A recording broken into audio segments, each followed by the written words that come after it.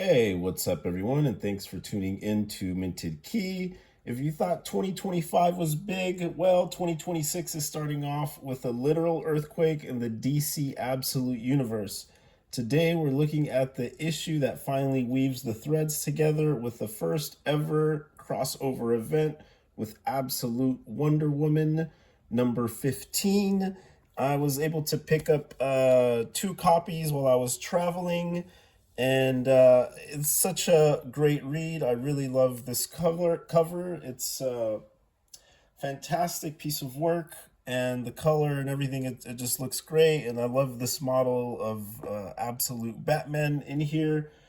But yeah, I'm still waiting on one of the other variants, but it's been on back order and they're going for like 30 bucks on eBay because there is a shortage of them.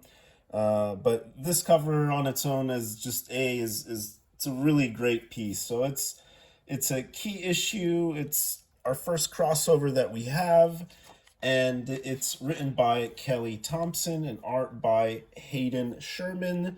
Here you have the title card. As you know, I really like the title cards in the Absolute Batman with the two-page spreads. Here it's just text, but they do have them on here, which starts us off in Gotham. We see this bat signal in the sky.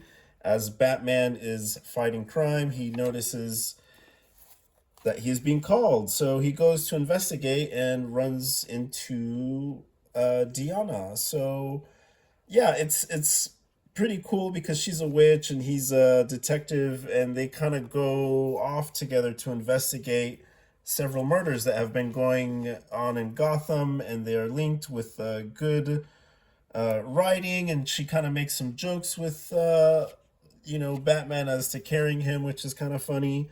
But it's a great issue. If you don't know anything about Wonder Woman, then it's totally fine if you're coming in as a Batman fan. And it's got some cool satanic stuff, and she basically gets possessed, and Batman has to fight Wonder Woman. So there's a cool little scene there. And I don't want to give too much away, but it's basically ends in Absolute Batman number 16, which unfortunately got delayed.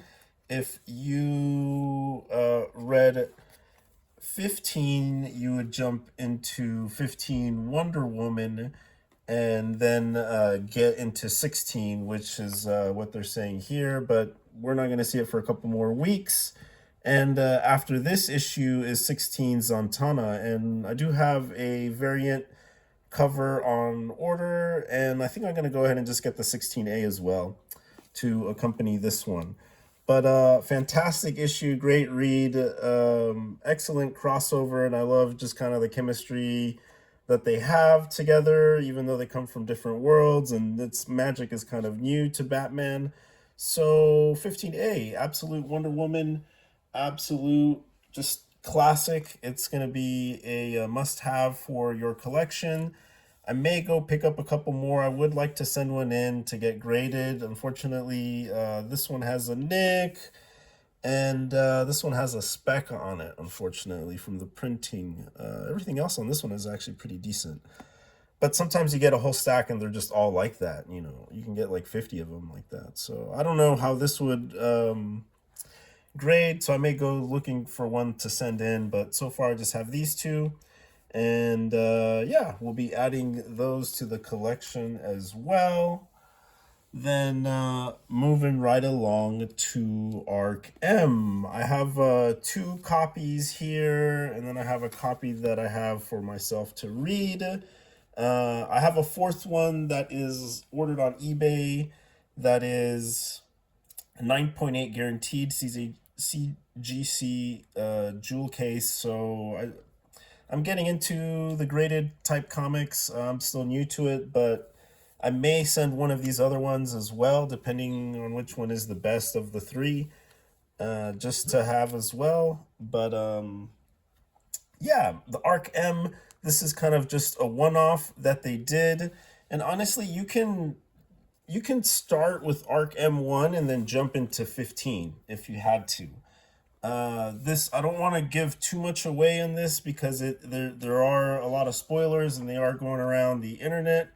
But basically, it goes through the history of Arkham, which is the Arkham Asylum in the Absolute Batman universe, and basically, it's kind of the death scene that we all know and just the original Batman with his Bruce's parents getting killed. Well, this is kind of the version for the Joker and how he grew up. And this issue is just so creepy. The artwork lends so well to it.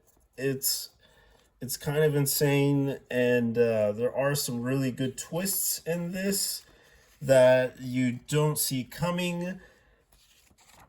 You know, Snyder's just doing such good work. As if you're looking at this from like a story writing perspective, he's an architect, and this is such a key issue in the sense that if you don't read this, some of these other ones won't, you know, the main story arcs won't make too much sense to you because this really does explain a lot. Just like the anniversary with the Bat Tank, this is really giving us the origin of Joker, and I mean, there are some amazing panels that are just gonna be remembered forever in this universe, and they're in this issue. I mean, it's just so fantastic, and I couldn't be happier the way this turned out. Of course, there is a scene with Batman.